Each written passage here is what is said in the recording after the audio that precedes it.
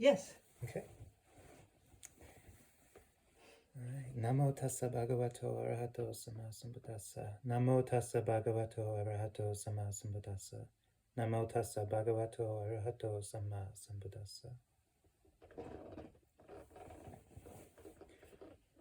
Okay, so this morning we talked about Vipassana. Yeah. And so now, if somebody were to come up to you and say, so what is this Vipassana thing? You can say, It's not so simple. it's, it's not so simple, okay. Well, yes, you could unpack things for about an hour. Or, I mean, but basically you could say it's the process of pulling things apart so that you can look at them and see them clearly, right? And they'd be like, oh, wow, really? That's what you're doing?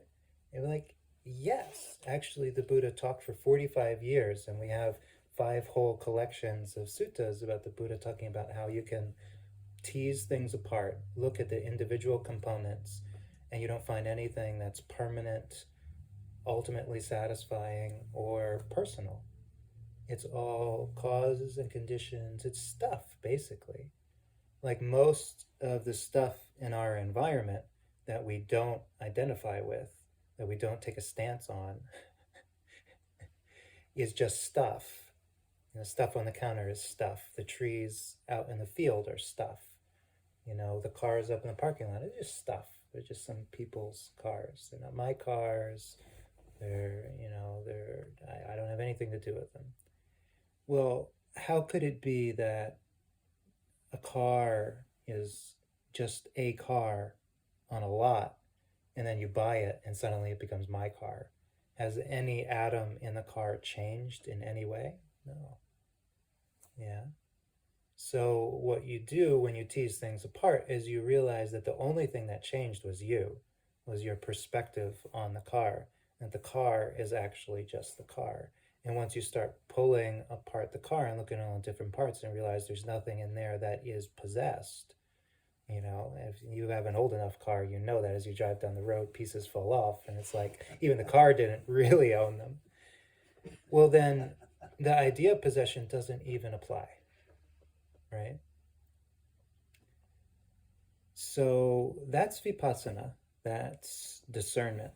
And it might be a bit of a like, okay, I get that that's kind of what we're supposed to be doing, but where's insight, right? I thought I showed up because it said insight on the brochure. you know it's supposed to be really good. So where's the insight I'm supposed to get? And so I thought this afternoon we can kind of just take a little look. Well, where does the insight come in, right? So, as I said, for a long time, insight has been a word applied to Vipassana, but there's actually a different word in Pali, jnana, which could more literally be translated as knowledge, but is a word that gets applied to specific knowledges that you arrive at through practicing Vipassana. Yeah, by looking at things clearly and by investigating them, by pulling them apart, you begin to discover things about them. And you said discovering that it's not really your car, that it's just a car, is a discovery. Now, why is it a discovery? It was like that all along, right?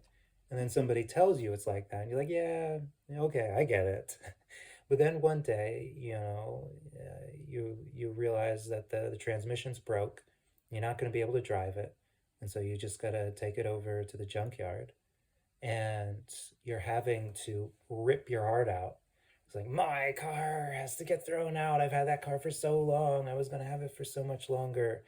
And it begins to make sense why you were even told in the first place, look, investigate.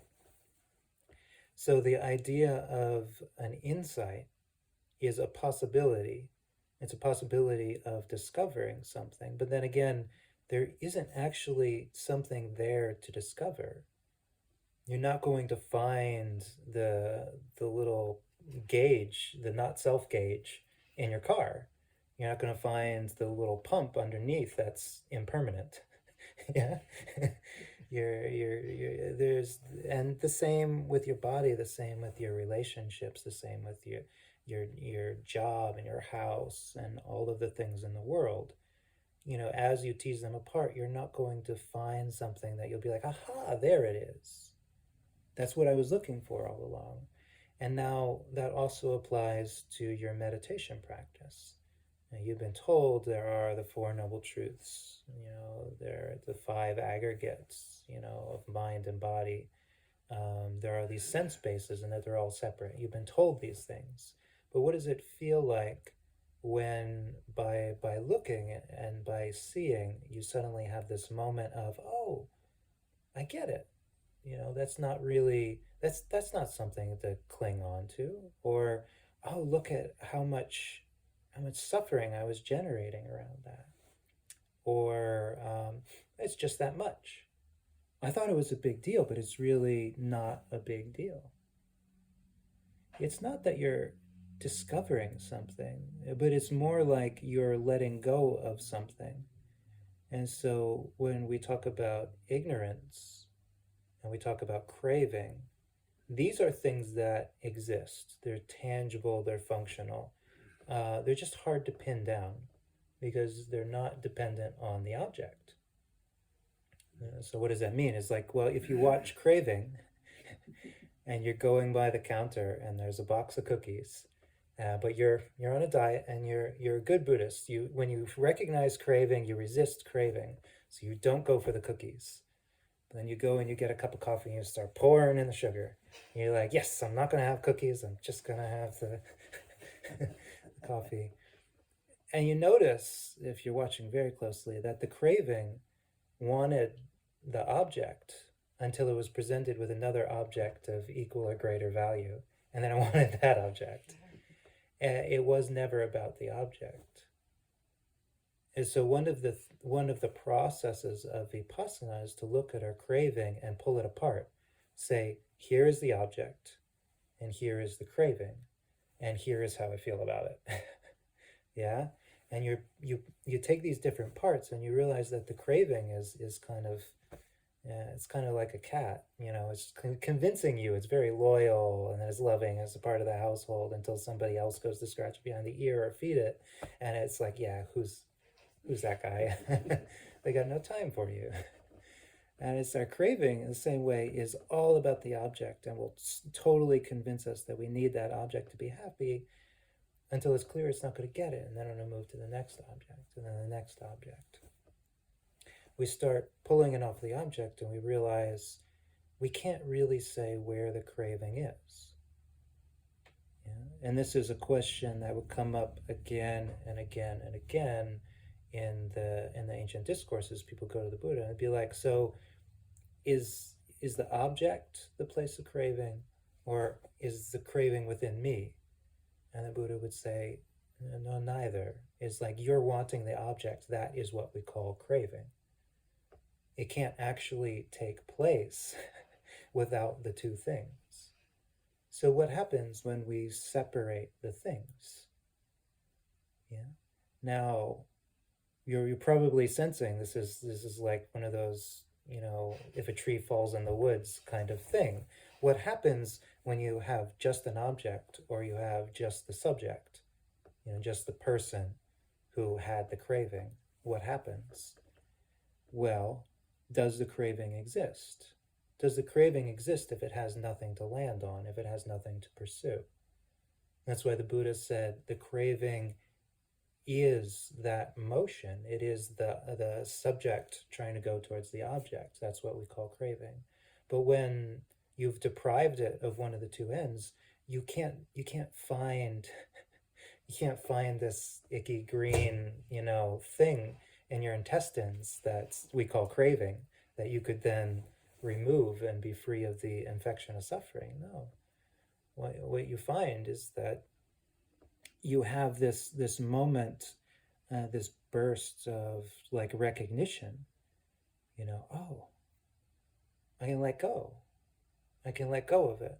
So what happened to the desire now? Well, that's the thing. If we couldn't find the desire independent of the subject and object, then we also can't find the absence of the desire, can we? It's also not a thing. The only way we could recognize it is by going back and looking at a situation where we once felt craving. So put the subject and object back together without the craving and be like, oh, well, that's the absence of craving, right?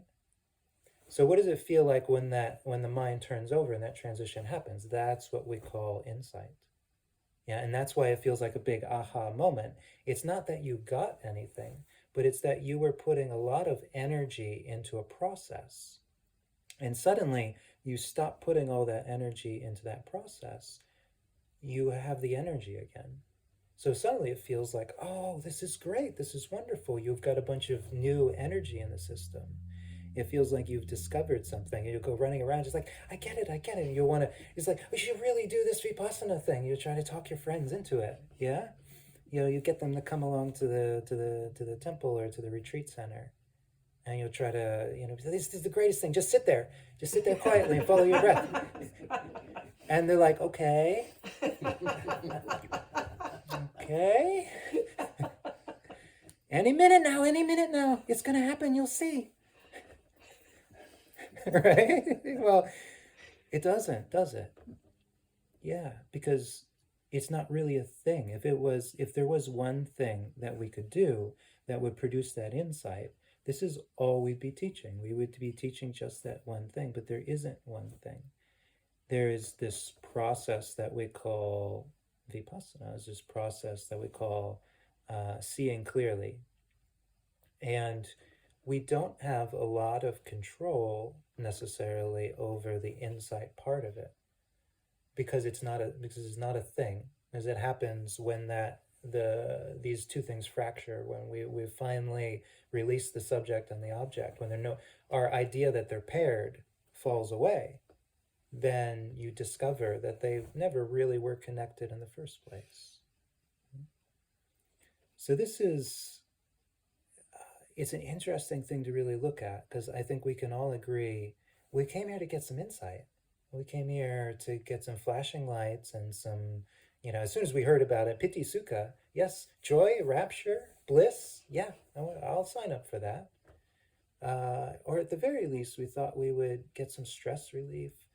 Maybe we imagined ourselves like those people, like every magazine on the store shelves has somebody sitting at the edge of a cliff of a wide valley, or in some really chic meditation studio with the perfect potted plants that never die.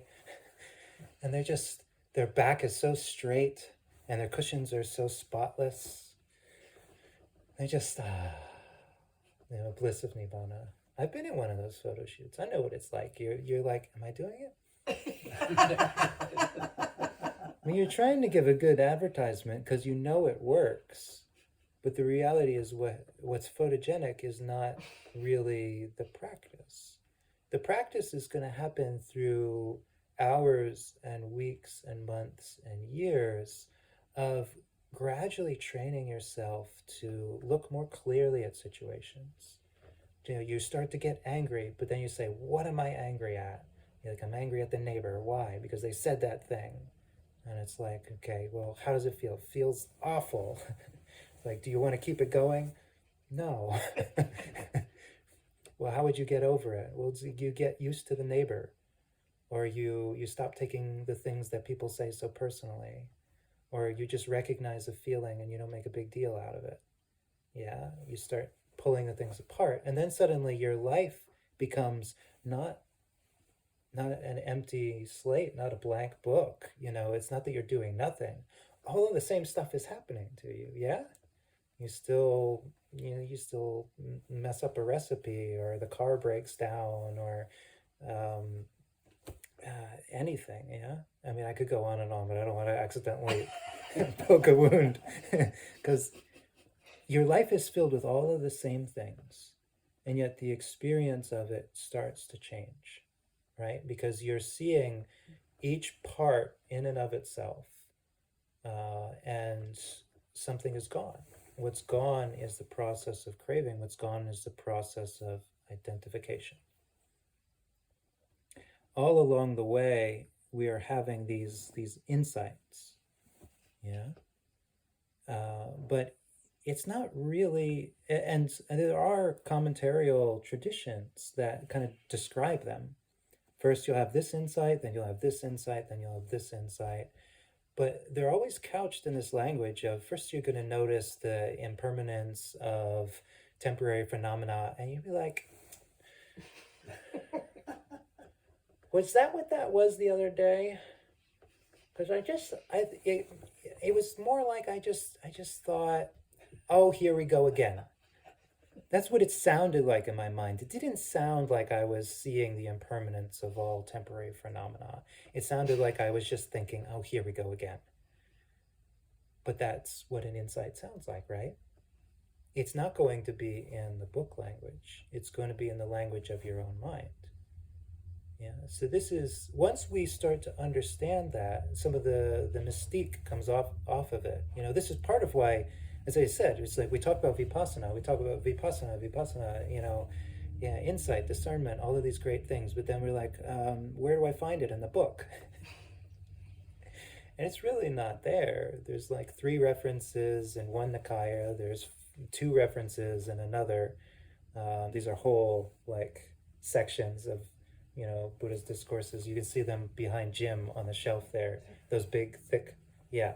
If you get 3 references in something that has 100,000 teachings, you would think it's not a big deal, right? But we've made it a big deal because we want seeing clearly to be a thing. And even in each meditation session, we can watch this and realize that it's very easy for us to make seeing things clearly into a thing that we're trying to do, that we're trying to get right, that we want to get results from. And all of that's just really going to slow us down in a way.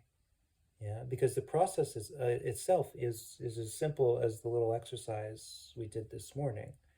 Once you separate all the parts, it just doesn't seem like, you just don't get why it was a big deal. It's like, why did I make such a big deal out of that thing when you've separated all the parts? And then you put them back together and you realize it's really not a big deal. But that's actually a big deal, right? Because what you were doing before was making it into a thing and wanting it to be a certain way and being miserable when it wasn't that way, when it changed. So now we can go and when we come across a categorical teaching, and the Buddhist teachings, there's a lot of lists, we can see that why there are lists, right? You have the 4 noble truths, and why not the 1 noble truth? Couldn't you abbreviate it a little? But the thing is, each part gets to be separated out. You see, there is suffering, but the place that the suffering comes from is the craving. Yeah? Now, there are things that are free of craving, and if we want to have more of those things that are free of craving, then we can practice the Eightfold Path.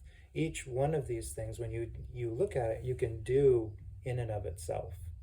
Yeah, you can pay attention to those things that are free of craving. You can understand the suffering in your life. You're just talking, Laura. So most people don't get that. It's nice when you're in a group of people and you can say something like, we're all going to die, and everyone's like, yeah, we're all going to die.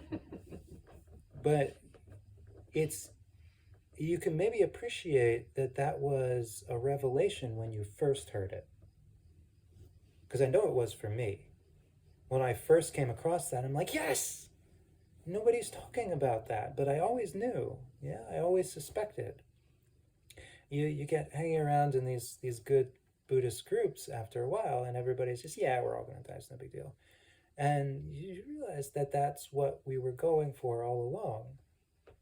Not that we're going to overcome death or we're going to be utterly fearless, but that we're going to see it's natural, that it's no big deal. Now, at that moment where you get over your craving or you get over your ignorance, it momentarily becomes a big deal, yeah?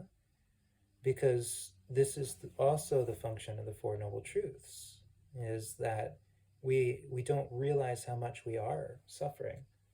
We don't notice how our clinging to something is making us slightly miserable until that one moment where we stop. And now a huge bit of misery has disappeared from our life. If we can realize that, wake up to that, then, well, we would obviously do it the second way from then on. Yeah, we obviously keep not suffering, but we do have to get it. We have to, have that moment of recognition. So this vipassana and clear seeing, it's not totally a passive. It's not totally just like sitting there and staring at something. It's not just teasing things apart. And once you got all the parts, it's because you're just going to be like, aha. Because again, it never was connected in the first place. There are things that we can direct our mind to about the different parts. So there are categories of teachings that are not necessarily dividing things up, but that are still little ways that things are split. Like I keep saying, impermanent, not satisfying, impersonal. Yeah, these fall in the categories of the insights that we can have. But now it's something that you have to put to yourself, is like, how do you see impermanence? What does it sound like when you see impermanence? What does it look like when you understand something is impermanent? Yeah. So now, yeah, yeah. Well, I mean, I can't give you the answer, but I can suggest that you've had thousands of moments already, these insights, not like insights, but like little insight. Oh, I get it. Or yeah, it's no big deal. Yeah. And so what did it sound like in the language of your own mind? What did it sound like when you clicked over to not being ignorant, not being deluded? So if you and I mean, until we look, we don't really know what we think is permanent, do we? Yeah. What are some and that's part of also separating things, is being willing to take, just anything, you know, the jacket, it's, oh yeah, sure, I'll just, start separating the parts. And you don't realize that if there's a little resistance to this process of, oh yeah, this is gonna decay someday. And you're like, but maybe not today. It's like, what is that voice? Yeah. Would there be suffering? You know? If you left it here and Jim started wearing it and and it suddenly you went to grab it one day and it just wasn't there, would there be suffering? We don't know until we look. So we can start taking apart all of the different things, but then we're not just looking for this revelation. We're also like, well, what is it going to feel like if there's something there to reveal? To, what would it sound like if we thought something was permanent? What does it sound like when we realize it's not?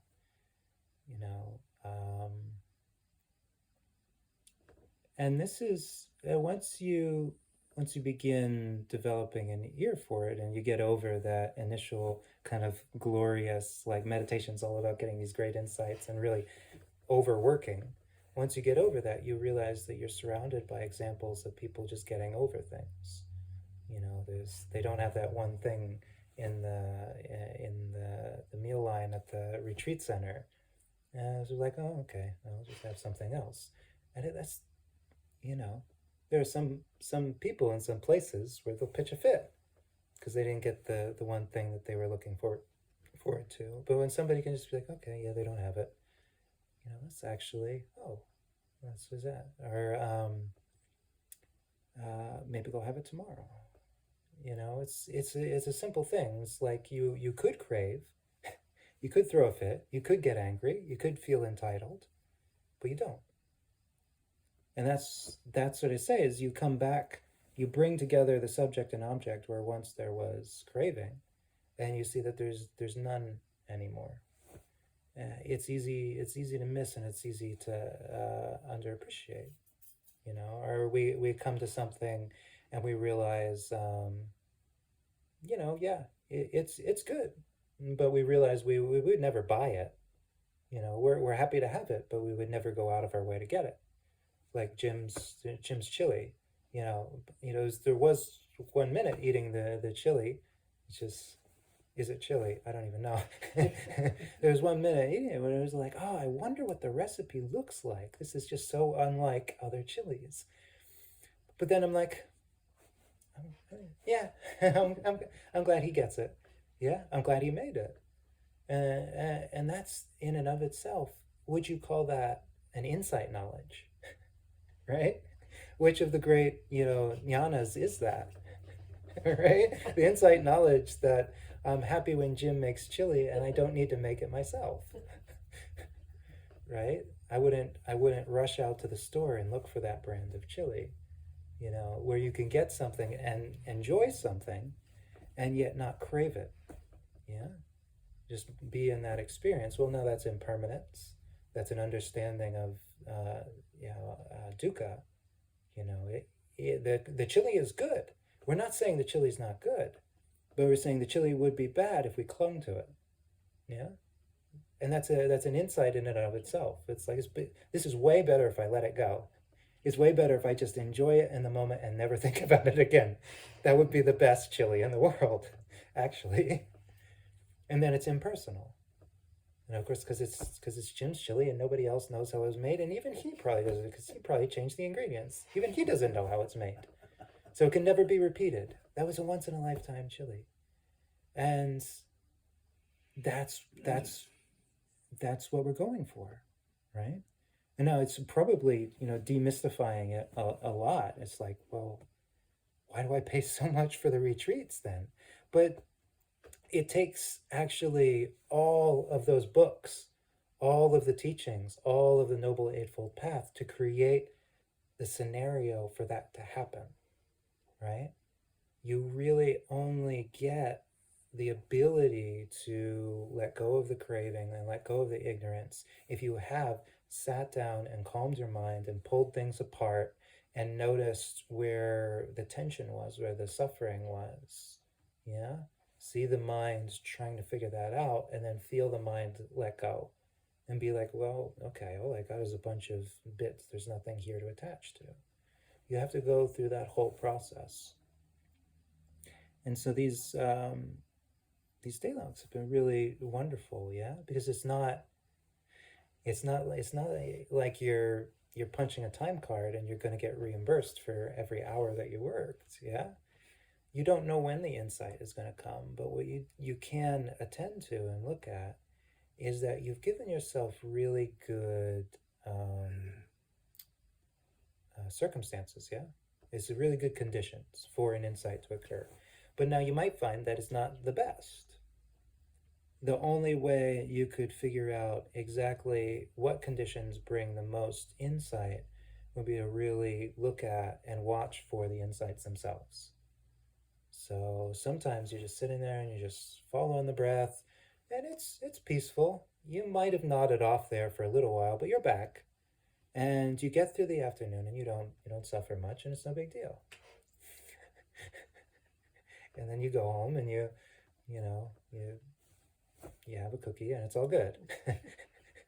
Right? But now sometimes you're sitting there and maybe you have a pain in your leg, but you're just dealing with it, and maybe you're getting distracted, but then you come back, and then maybe you're watching the mind and you realize you're thinking about the pain and you're thinking about distraction because you're not comfortable. You're like, why am I not comfortable? And you're like, what is it?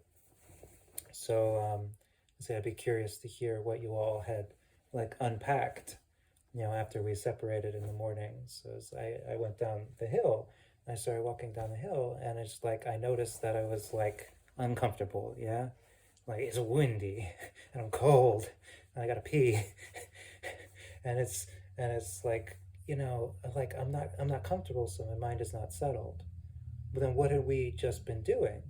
What have we just been, thinking about, talking about, trying to figure out? Well, it was how we separate things. So I'm like, well, is it windy? The reality was I couldn't feel the wind. I could hear the wind, but I couldn't feel the wind. It wasn't getting me right there. I was cold because I had been sitting for an hour and I stood up. The blood gets flowing, you're chilly. And the fact that I had to pee was just that I hadn't, used the bathroom before I went. And that's nobody's fault but my own. But I could be miserable about it for the next hour, or you just put up with it. So it's like realizing just taking, I could be miserable, for the whole walking period. But once I separated things out, I noticed, well, there was some really beautiful colors. And the sunlight was very warm. And the cars going by, the people were smiling and nodding. Probably because they've gotten used to me walking on their road back and forth for no apparent reason.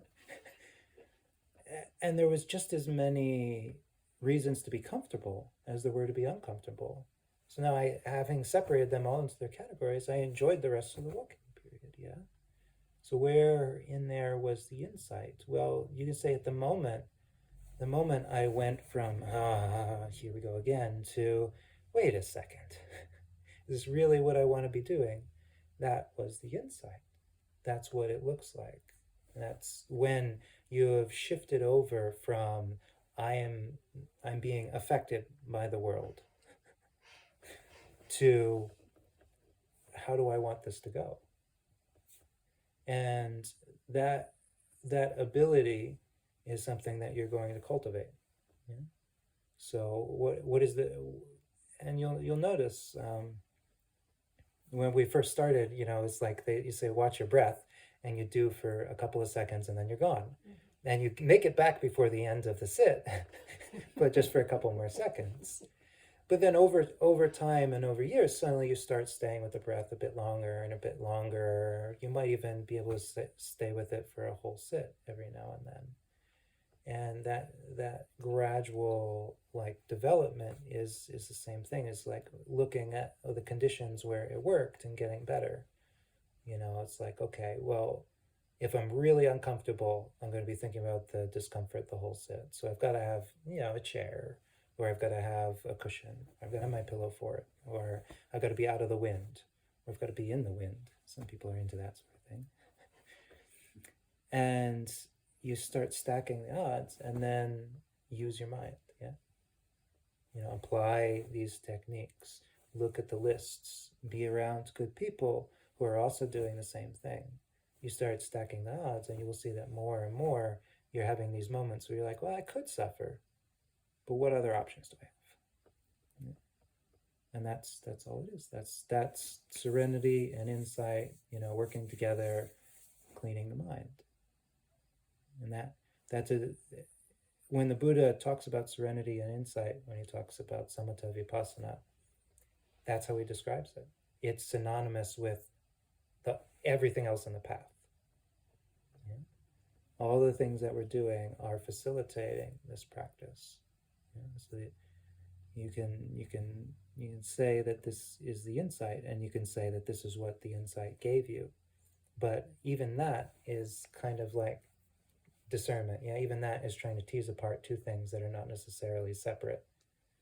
Yes, you can look, there was this insight, and then now I am free of suffering. But then when it comes back together, it's just you being okay. That's all it feels like, yeah? And if you have the wisdom to recognize that there is suffering, then you'll be like, well, how do we do that again? How do we expand that to more things, yeah?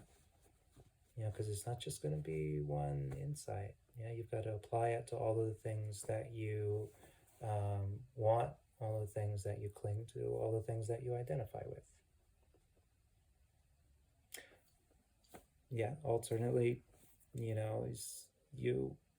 do that to all of your internal processes, either the subject or the object, or both, kind of separating out, figure out what situations the craving and the ignorance arise, and then Just let them go. Yeah. So these are some thoughts, and I say, yeah, let's have a good afternoon, and like don't be afraid to just do that every now and then. To just be like, okay, if I'm uncomfortable, what am I uncomfortable about? Like, look at some things, and then what am I not uncomfortable about? And look at some things, and just check in on the mind afterwards.